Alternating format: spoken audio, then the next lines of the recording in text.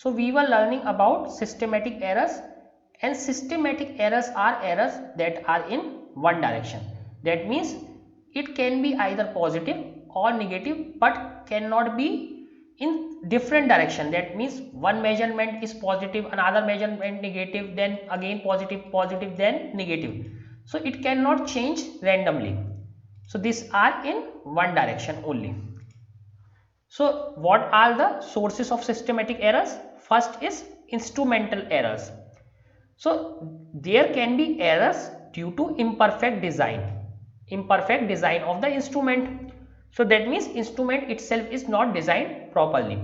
Zero error, that means zero of an instrument is not where it should be. So zero at some lower value or some higher value. Example is that suppose we take a thermometer and dip this thermometer in boiling water. The point that should show 100 degrees Celsius, boiling water should show 100 degrees Celsius at STP. This STP is important, standard temperature and pressure. It should show 100 degrees Celsius.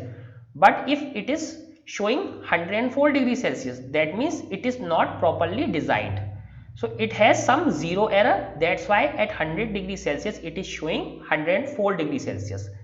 This is also a matter of calibration. So let us spend few seconds on this word calibration. Calibration is comparison with some standard. What is the meaning of calibration? Calibration is measuring something or comparison with the standard. Suppose we have some standard temperature scale. This is temperature scale. So this is 100 and this is 0. How did we measure 0? When we put it into ice. How do we measure 100? When we put it into boiling water. Then we divide in 100 equal parts. But this is standard because it has been set on STP. Suppose we make a new temperature scale. So every time we cannot do the same thing that we put it at 100 degrees Celsius or 0 degrees Celsius in STP. So this is once it is done. So this every thermometer is compared with this standard thermometer. So every thermometer is compared with this standard thermometer. If both are showing similar readings, then we say that this is calibrated. Again, another problem that can come that suppose we have put here mercury. We have put 1 gram of mercury here. And we know there are errors in measurement, so there is some error. So this is 1.001 gram. Okay, this time we again put mercury. So our instrument shows that this is 1 gram, but actually it is 1.002 gram. So definitely this time this will go much higher. So if we just put the same scale on this, if we just put same scale as on this, so this will give us wrong temperature. This was giving correct temperature because it was set as boiling water and ice at STP. So it was calibrated, but it was not calibrated properly. We have just put its level on this, but it was not set at STP for boiling and ice water or ice. So this is inaccurate. So this is called calibration, comparing with the standard or setting a things in standard condition. That is called calibration. Now this is called zero error or calibration error. Now in vernier calipers also 0 marks can have an error, or a meter scale may be worn off at one end. Suppose if meter scale is somehow damaged at one end, then again we will make a mistake in the measurement. These are called instrumental errors because these are coming because of the imperfections in the instruments. Now this is because of instrument. Second is imperfection in the experimental techniques or procedure. Suppose we use the wrong procedure to measure something. To determine the temperature, suppose we are going to determine the temperature of human body. Now where the thermometer should be placed? It must be placed just below the tongue, just under the tongue, but they are putting it under the armpit. So what we will get? We will always get a temperature lower. So this is problem with the measuring technique. Other external conditions such as changes in temperature, humidity, wind velocity, etc. during an experiment may systematically affect the measurement. So what we are doing, suppose we are measuring something. Initially wind was not blowing. Suppose we are measuring some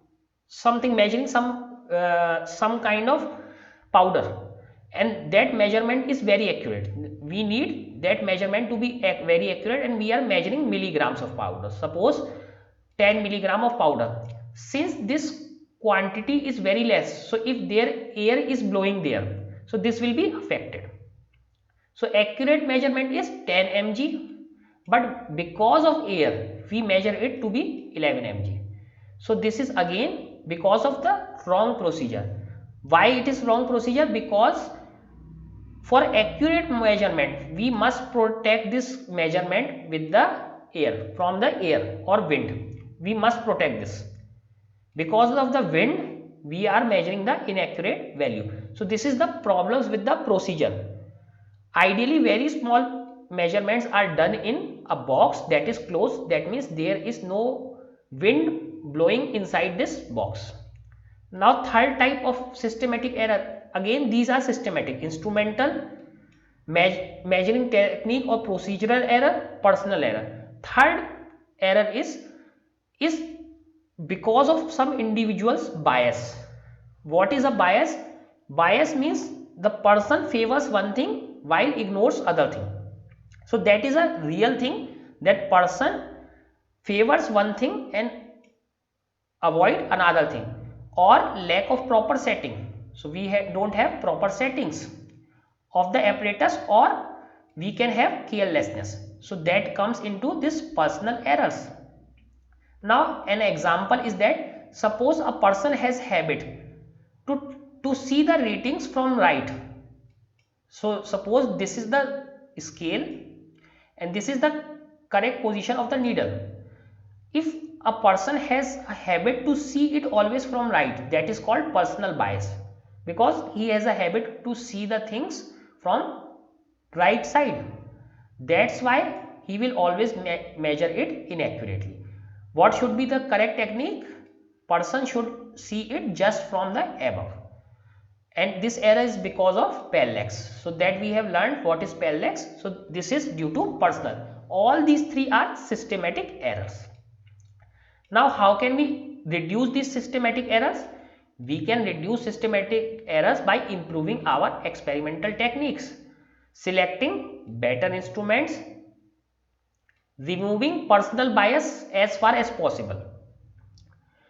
For a given setup, these errors may be estimated to a certain extent and necessary corrections can be made. Since these are systematic errors, what we do? We take the errors into account, that this might be the error with our instrument, or this was the flaw in the design of experiment, or this is my personal bias. So that we can add into our error system. So these are systematic errors. Now next is random errors. So systematic errors are always positive or always negative, because they are because of flawed experimental design, with personal bias, or with instrumental error. But there are random errors. Random errors can be positive or negative, that does not depend. Anytime it could be positive, anytime it could be negative. So these are randoms. We can never say accurately that this will be positive or this will be negative. So random errors are those errors which occur irregularly, hence are random with respect to size and design. Okay. So these occur irregularly. So we don't have any control over them. So there is no sign and size. So this can be large or small. This can be positive or negative. These can arise due to random and unpredictable fluctuation in experimental conditions.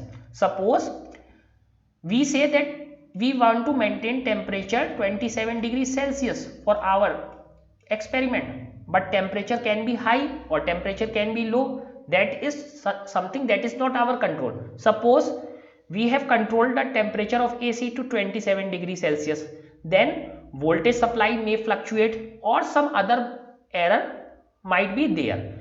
like vibrations in the experiment. So there might be many ways which these random errors can be introduced. Again, personal errors, but these are unbiased. Biased errors, when the person does the same mistake again and again. Unbiased means when the person does mistake randomly without knowing it. Okay, for example, the same person repeats the same experiment, he or she will get different readings every time. So why it is so? Because these are random errors. These are called random errors, because every time something is happening differently. Maybe temperature is different, maybe wind is blowing, or something else. Now, least count error. So least count error is a type of this random error. So this is also a type of random error. So the smallest value that can be measured by a measuring instrument is called least count. So we have already seen what is least count of a meter scale, 0.1 centimeter. What is least count of a vernier calipers? 0.101 centimeter. So these are least count. Least count is the smallest measurement that can be measured with any instrument. So I am giving example of length only, but again you can make the use of this same thing to mass. Suppose we have mass of 1 gram. So what is minimum mass can be measured with this 1 gram. Suppose on a weighing scale, the scale is least count of the scale is 1 gram. That means you can measure minimum mass of 1 gram, not less than that. So this least count error is error associated with resolution of the instrument. So this is something associated with the resolution. For vernier calipers, least count is 0.01 centimeter. Suppose we take screw gauge or spherometer, least count is further less. Least count is generally a random error, but it can be systematic as well. So because of the flaw in the design, if there is a flaw, this can be systematic. Generally it is a random, but it can be systematic. So using better instruments of higher precision, improving experimental technique, etc., reducing the least count error, repeating observations several times, and doing all these things, taking the mean, reduces the overall error in the experiment, and we get a much better value or near to true value. But one important thing about random error is, since the error is random, so this can be plus, this can be minus, this can be large, this can be small. So since this is random, so what we do, suppose if we take average of many values, so this is nearly equal to true value. So random error can be minimized by taking as many observations as we can.